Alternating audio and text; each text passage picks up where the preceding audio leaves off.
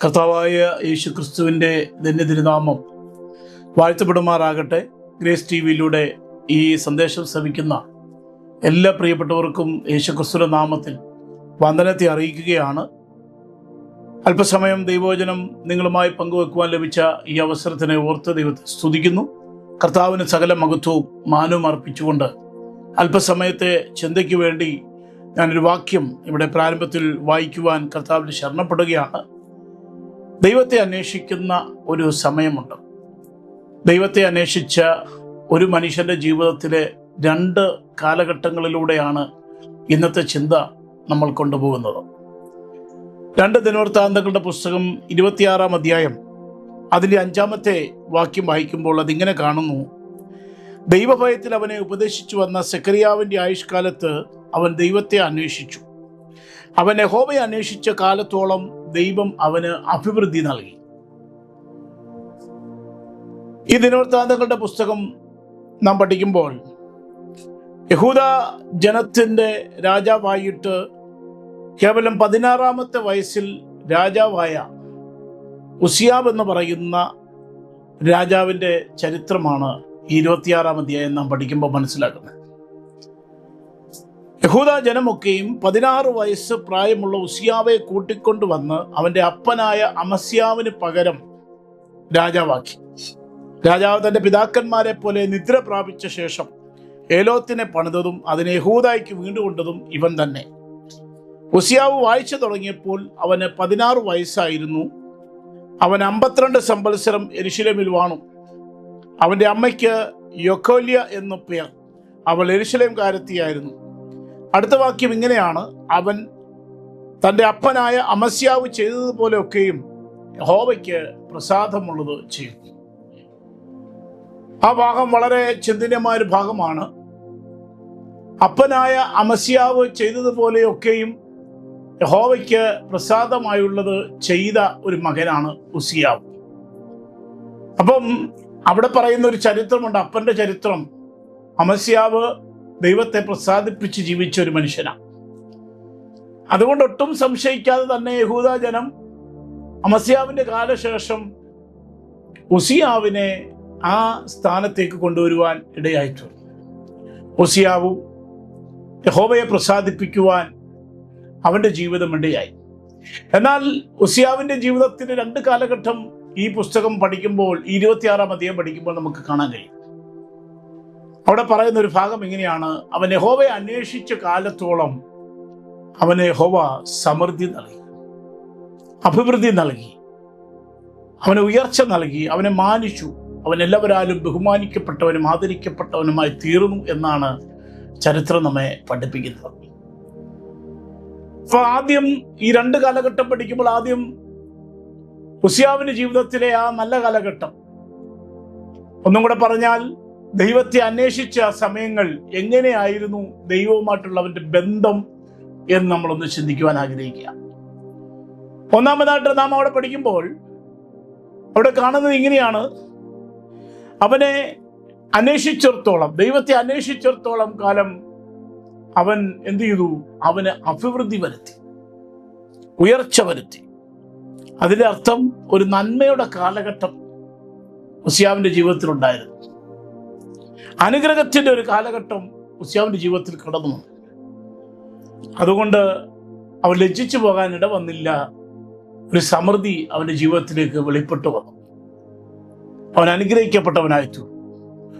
എല്ലാ നിലയിലും അസൂയ തോന്നുന്ന ഒരു വളർച്ച അവൻ്റെ ജീവിതത്തിലേക്ക് കടന്നു വന്നു. എൻ്റെ ഭാഷയിൽ പറഞ്ഞാൽ പലരും പറഞ്ഞു കാണും, അപ്പനേക്കാൾ കേമനാണ് മകൻ, അപ്പനേക്കാൾ അനുഗ്രഹിക്കപ്പെട്ടു മകൻ, അപ്പൻ ഭക്തനായി അപ്പൻ ദൈവത്തെ പ്രസാദിപ്പിച്ചത് കൊണ്ട് തലമുറയ്ക്ക് അനുഗ്രഹം ലഭിച്ചു. നമ്മളൊക്കെ സർവ്വസാധാരണമായി പറയുന്ന ഒരു ഭാഗമാണ്. പിതാക്കന്മാർ ഭക്തന്മാരായി ജീവിച്ചു, മക്കളും ആ നിലയിൽ പിന്തുടരുകയാണെങ്കിൽ എല്ലാവരും അവരെക്കുറിച്ച് പറയും, അപ്പൻ്റെ പാത പിൻപറ്റിയ നല്ലൊരു മകൻ, ഒരു ഭക്തനായിരുന്ന മനുഷ്യന്റെ മകൻ എന്നൊക്കെ നമ്മൾ പറയുന്നത് പോലെ ദൈവത്തെ പ്രസാദിപ്പിച്ചവന്റെ തലമുറയാണ് ഉസിയാവ്. അങ്ങനെ ആ പ്രാരംഭ കാലഘട്ടം ഉസിയാവിന്റെ ജീവിതം അഭിവൃദ്ധിയായിരുന്നു. ദൈവം അവനെ ഒരുപാട് അനുഗ്രഹിച്ചു. ജീവിതത്തിൽ വലിയ വിശാലതകൾ നിറയും. നമ്മളൊക്കെ ആഗ്രഹിക്കുന്ന ഒരു കാര്യം ഇത്, അഭിവൃദ്ധി വേണം, അനുഗ്രഹം വേണം. നമ്മുടെ ഇപ്പോൾ ഒരു സ്ഥിരം പല്ലവിയാണ്, നമുക്ക് അനുഗ്രഹം വേണം, അഭിവൃദ്ധി വേണം, ഉയർച്ച വേണം, മാന്യത വേണം. എന്നാൽ നമ്മൾ ദൈവത്തെ പ്രസാദിപ്പിക്കുന്നുണ്ടോ? ദൈവം നമ്മെക്കുറിച്ച് ആഗ്രഹിക്കുന്നത് ഈ ഭൂമിയിലെ താൽക്കാലികമായ വാസം, എന്തെങ്കിലുമൊക്കെ നേടിയെടുത്ത് മുന്നോട്ട് പോകുക എന്നതിനേക്കാൾ ഉപരിയായി ദൈവത്തെ പ്രസാദിപ്പിക്കുന്നവരായി നമ്മൾ തീരണമെന്ന് ദൈവം നമ്മെക്കുറിച്ച് ആഗ്രഹിക്കുന്നത്. പ്രിയമുള്ളവരെ, നമുക്ക് അഭിവൃദ്ധി ലഭിക്കും, നമുക്ക് നന്മ വരും, ഉയർച്ച വരും. ഞാൻ എപ്പോഴും പറയും, ഇന്നത്തെ നമ്മുടെ ജീവിതത്തിന്റെ അവസ്ഥകളെ നോക്കി നമ്മുടെ നാളത്തെ ഭാവിയെ നമ്മൾ വിലയിരുത്താൻ പാടില്ല. ഇന്നൊരു പക്ഷെ നമ്മൾ ദരിദ്രരാ, ഇന്നൊരു പക്ഷേ നമ്മൾ കഷ്ടതയിലൂടെ കടന്നു പോകുന്നവരാ. ആരോടും തുറന്നു പറയാൻ കഴിയാത്ത പ്രതിസന്ധികൾ അത്രയ്ക്ക് വലുതായിട്ട് നമ്മുടെ ജീവിതത്തിൽ നാം അനുഭവിച്ചു കൊണ്ടിരിക്കുന്നവരാ. പക്ഷെ എന്നും ഈ ഒരു കാലഘട്ടത്തിലൂടെ നമ്മൾ പോകത്തില്ല. ഇതൊക്കെ മാറ്റിത്തരുന്ന, ഇതൊക്കെ മാറി മറിയുന്ന ഒരു സമയം ദൈവം നമുക്ക് വേണ്ടി ഒരുക്കി വെച്ചിട്ടുണ്ട്. ഞാൻ അങ്ങനെ വിശ്വസിക്കുന്ന ഒരു വ്യക്തിയാണ്. എൻ്റെ ജീവിതത്തിൽ അങ്ങനെ ചിന്തിക്കുകയും അതിനെ ഒന്ന് പഠിക്കുവാൻ ആഗ്രഹിക്കുന്ന വ്യക്തിയാണ്. നമ്മുടെ സ്ഥിതി മാറും, പക്ഷേ അതിന് നാം എന്ത് ചെയ്യണം? കുറുക്കു വഴികളൊന്നുമില്ല, മറ്റു മാർഗങ്ങളൊന്നുമില്ല. യഥാർത്ഥ ദൈവത്തെ, സത്യദൈവത്തെ പ്രസാദിപ്പിച്ച് ജീവിക്കുക എന്നുള്ളതാണ് നമ്മെക്കുറിച്ച് ദൈവം ആഗ്രഹിക്കുന്നത്. കർത്താവിൻ്റെ മക്കളായി തീരുക എന്നുള്ളതിനേക്കാൾ വലിയ പദവിയും വലിയ സ്ഥാനവും വലിയ മാനവും ഒന്നും നമുക്ക് ലഭിക്കാനില്ല. അവനെ കൈക്കൊണ്ട് അവന്റെ നാമത്തിൽ വിശ്വസിക്കുന്ന ഏവർക്കും ദൈവമക്കളാവാൻ അവൻ അധികാരം കൊടുത്തു. അതാണ് ഏറ്റവും വലിയ അധികാരം ദൈവ പൈതലിനെ സംബന്ധിച്ചിടത്തോളം. ബാക്കിയെല്ലാം താൽക്കാലികമാണ്. ദൈവമക്കളാകുക എന്നുള്ളത് നമ്മുടെ ജീവിതത്തിൽ ലഭിക്കുന്ന വലിയൊരു പദവിയാണ്. അപ്പൊ യഹോവയെ അന്വേഷിച്ചാൽ നമുക്ക് എന്തുണ്ടാകും? ഇന്നല്ലെങ്കിൽ നാളെ നമ്മുടെ ഈ ശൂന്യതകളും വരൾച്ചകളും ഒക്കെ മാറി ഒരു അഭിവൃദ്ധിയുടെ കാലഘട്ടം ദൈവം നമുക്ക് വേണ്ടി ഒരുക്കും. ഹോശിയാവ് ദൈവത്തെ അന്വേഷിച്ച, ദൈവത്തോട് പ്രാർത്ഥിച്ച, ദൈവകൃപയിൽ നിന്നിടത്തോളം കാലം, അവിടെ ഒരു പദമുണ്ട്, അന്വേഷിച്ചിടത്തോളം അവന് അഭിവൃദ്ധി ലഭിച്ചു. അന്വേഷിക്കുന്ന ഒരു കാലമുണ്ടെങ്കിൽ, ദൈവത്തിനോട് ചേർന്ന് നടക്കുവാൻ ആഗ്രഹിക്കുന്ന കാലമുണ്ടെങ്കിൽ അത് അനുഗ്രഹത്തിന്റെ കാലഘട്ടമാണ്. രണ്ടാമത് പറയുന്ന അതിന്റെ 6-ാം വാക്യമാണ്, അവൻ അഭിവൃദ്ധി നൽകിയതിനു ശേഷം ഹോശിയാവ് പുറപ്പെട്ട് ഫെലിസ്ത്യരോട് യുദ്ധം ചെയ്തു. ഫെലിസ്ത്യരോട് യുദ്ധം ചെയ്തു. നമുക്കറിയാം, ഇസ്രായേൽ മക്കളുമായി ബന്ധപ്പെടുത്തി പഠിക്കുമ്പോൾ ഫെലിസ്ത്യർ എന്ന് പറയുന്ന ഒരു നെഗറ്റീവ് കൂട്ടരാണ്. നെഗറ്റീവായിട്ട് നമ്മൾ ചിന്തിക്കുന്ന, ശത്രുക്കളുടെ പക്ഷത്ത് നിർത്തുന്ന. ദാവീദിനെ നമുക്കറിയാം, പഠിക്കുമ്പോഴൊക്കെ ഗോലിയാത്ത് ഫെലിസ്ത്യനായിരുന്നു. അപ്പൊ ഇസ്രായേൽ മക്കളെ സംബന്ധിച്ചിടത്തോളം, പഴയ നിയമത്തെ സംബന്ധിച്ചിടത്തോളം ദൈവമക്കളുടെ മനസ്സിലേക്ക് ഓടി വരുന്നത് ശത്രുഭാഗത്താണ് ഫെലിസ്ത്യർ. ശരിയാണ്. ഇവിടെയും ഹോശിയാവ് ഫെലിസ്ത്യരോട് യുദ്ധം ചെയ്തു. അവിടെ വായിക്കുന്നു, യുദ്ധം ചെയ്തു, ഗത്തിന്റെ മതിലും യബ്നയുടെ മതിലും അസ്തോദിന്റെ മതിലും ഇടിച്ചു കളഞ്ഞു. രണ്ടാമത് ഞാൻ ഇങ്ങനെ പറയുവാൻ ആഗ്രഹിക്കുകയാണ്, ഒന്ന് അഭിവൃദ്ധി നൽകിയെങ്കിൽ തൻ്റെ വാഴ്ചയുടെ കാലഘട്ടങ്ങളിൽ, തൻ്റെ അധികാരത്തിന്റെ സമയങ്ങളിൽ തനിക്ക് ജയം നൽകിയ ദൈവമാണ്. ഒരുപക്ഷെ പലർക്കും ജയിക്കാൻ കഴിയാതിരുന്ന സാഹചര്യമായിരുന്നായിരിക്കാം. പലരും പരാജയപ്പെട്ട് പിൻവാങ്ങിയ മേഖലകളായിരിക്കാം. ഹോശിയാവിന്റെ ജീവിതത്തോടൊത്ത് ബന്ധപ്പെടുത്തി ദൈവത്തിന്റെ പരിശുദ്ധാത്മാവ് ജനത്തിനകത്തോട് വിളിച്ചു പറയുന്നൊരു കാര്യം, അവന് ദൈവം ജയം നൽകി. ദൈവത്തെ പ്രസാദിപ്പിച്ച് ജീവിക്കുന്ന ഒരു ദൈവവൈതൽ ഒരിക്കലും ഒരിടത്തും പരാജയപ്പെട്ട് കാണാൻ ദൈവം ആഗ്രഹിക്കുന്നില്ല. നമ്മൾ പരാജയപ്പെട്ട് കാണാൻ ആഗ്രഹിക്കുന്ന ഒത്തിരി ആളുകൾ നമുക്ക് ചുറ്റും കണ്ടേക്കാം. എന്നാൽ ദൈവം നമ്മുടെ ജയം ആഗ്രഹിക്കുന്ന ദൈവമാണ്. അതാണ് നമ്മുടെ ദൈവത്തിന്റെ പ്രത്യേകത.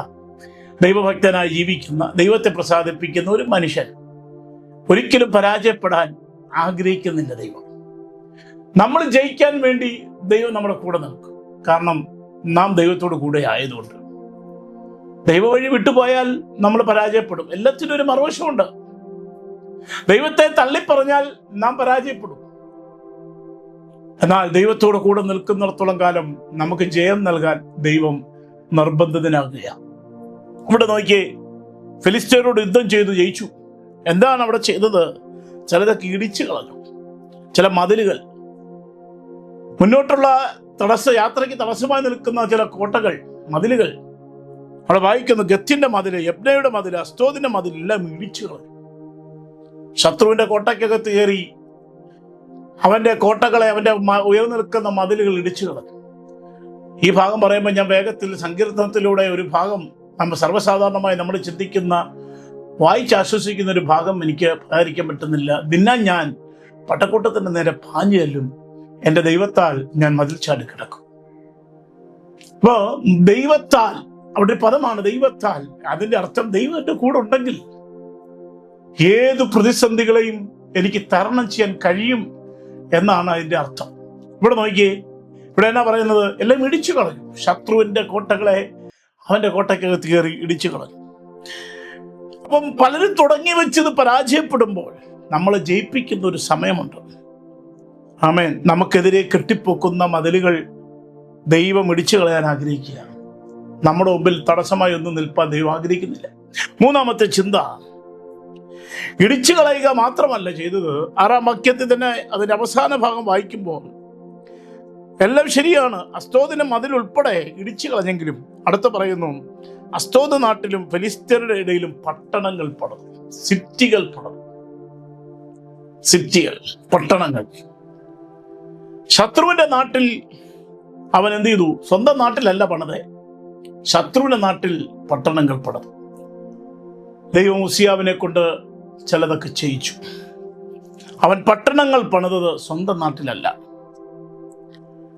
അവൻ ശത്രുവിനോട് യുദ്ധം ചെയ്യാൻ വന്ന ആ കാലഘട്ടത്തിൽ അവരുടെ ഇടയിൽ ചെന്ന് പട്ടണങ്ങൾ പണിതു. അന്യദേശത്ത് പോയി ദൈവം അവനെ കൊണ്ട് ചില കാര്യങ്ങൾ പണിയിച്ചു. നമുക്ക് നമ്മുടെ സ്വന്തം നാട്ടിൽ ഒന്നും ചെയ്യുവാൻ കഴിഞ്ഞില്ല. പക്ഷേ ദൈവം ചിലടത്ത് അയച്ച് അവിടെ ചില കാര്യങ്ങളൊക്കെ നമ്മളെ കൊണ്ട് ചെയ്യിക്കും.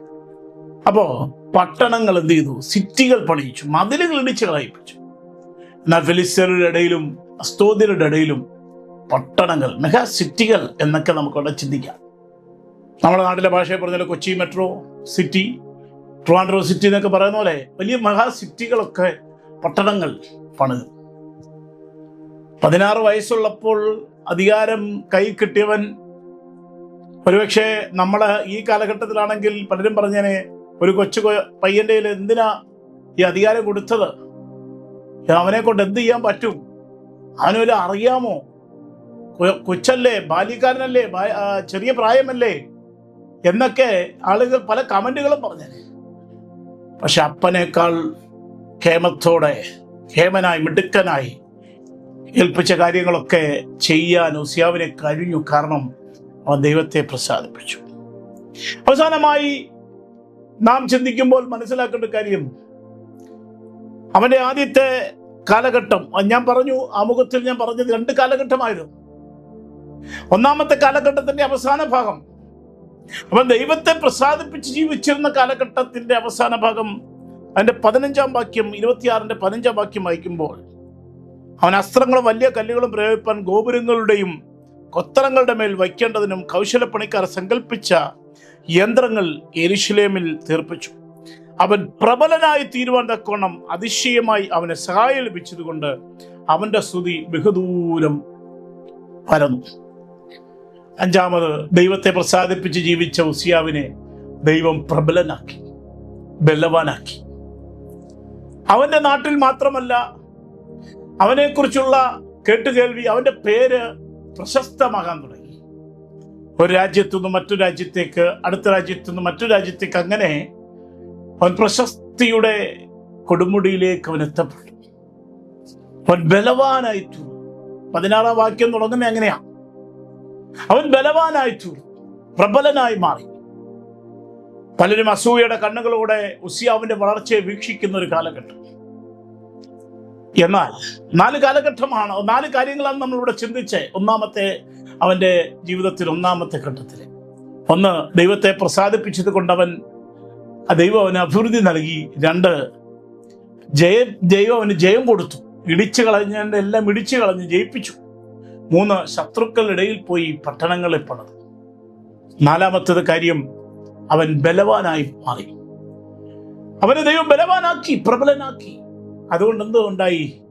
അവനെ കുറിച്ചുള്ള പേര് അവന്റെ പ്രശസ്തനാക്കി. അവൻ ദേശാന്തരങ്ങൾ അവൻ അറിയപ്പെടാനിടയായി.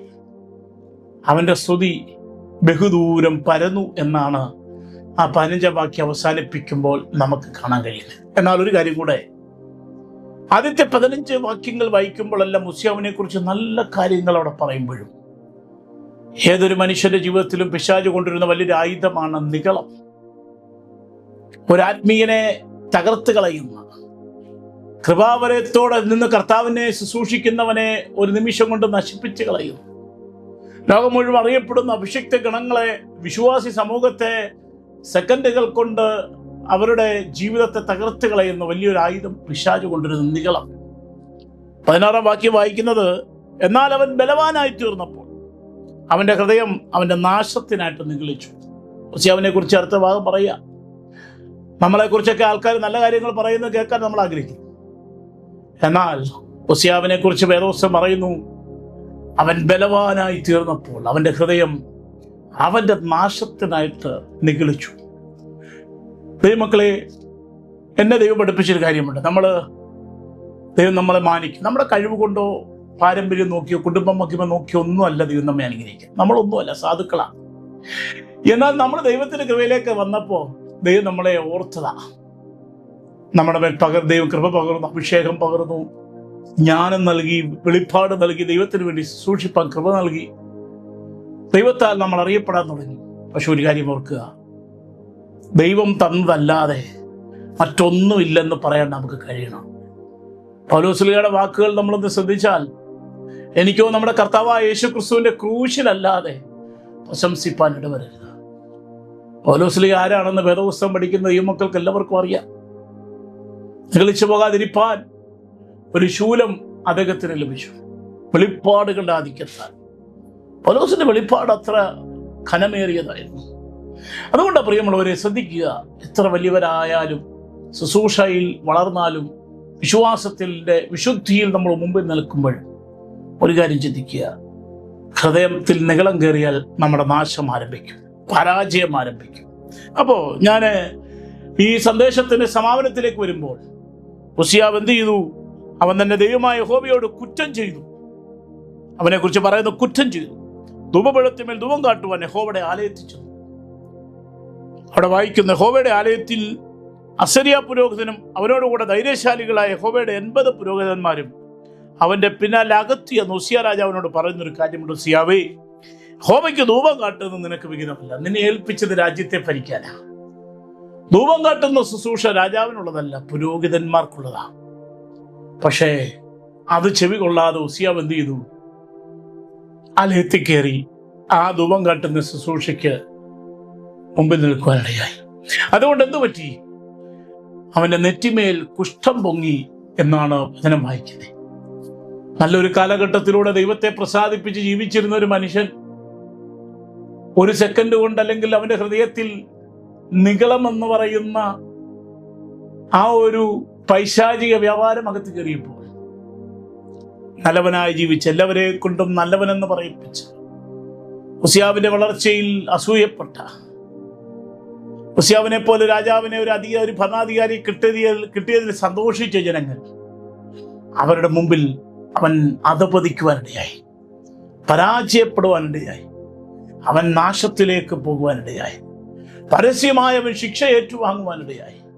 ജനത്തിന്റെ മുമ്പിൽ മറച്ചു വെക്കാൻ കഴിയാത്ത നിലയിൽ അവന്റെ നെറ്റിമേൽ കുഷ്ഠം പൊങ്ങി. പ്രിയരെ, ഞാൻ ഈ സന്ദേശത്തിന്റെ സമാപന സമയത്ത് ഒരു കാര്യം പറയാം.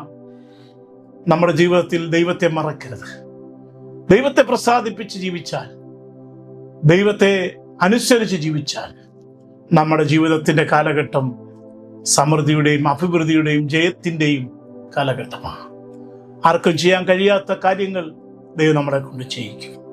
അതുകൊണ്ട് പ്രിയരെ, നമുക്ക് ഉസ്യാവിൻ്റെ ജീവിതം നമുക്കൊരു പാഠമാകണം. നല്ല കാലത്ത് ദൈവത്തെ പ്രസാദിപ്പിച്ചവൻ അവൻ്റെ ഉള്ളിൽ നിഗളം കയറിയപ്പോൾ പരാജയപ്പെട്ടു പോയി. ദൈവത്തിൻ്റെ കോപം അവൻ്റെ മേൽ വന്നു. ആ ദൈവകോപം വരാതെ നിത്യതയോളം വിശ്വസ്തരായി, പരമാർത്ഥ ഹൃദയമുള്ളവരായി ദൈവത്തിന് വേണ്ടി ജീവിച്ച് മുന്നേറുവാനായിട്ട് ദൈവമായ കർത്താവ് നമ്മെ സഹായിക്കട്ടെ എന്ന് ആത്മാർത്ഥമായി ഞാൻ പ്രാർത്ഥിക്കുന്നു. എന്നെ ഈ സന്ദേശത്തിലൂടെ ശ്രവിച്ച എല്ലാ പ്രിയപ്പെട്ടവർക്കും ഈ സന്ദേശം ഏറ്റവും അനുഗ്രഹമാകട്ടെ, നന്മയാകട്ടെ, ഗുണമാകട്ടെ എന്ന് ആശംസിച്ചുകൊണ്ട് ഞാൻ ഈ സന്ദേശം നിർത്തുന്നു. എല്ലാവരെയും സർവശക്തനായ ദൈവം അനുഗ്രഹിക്കുമാറാകട്ടെ.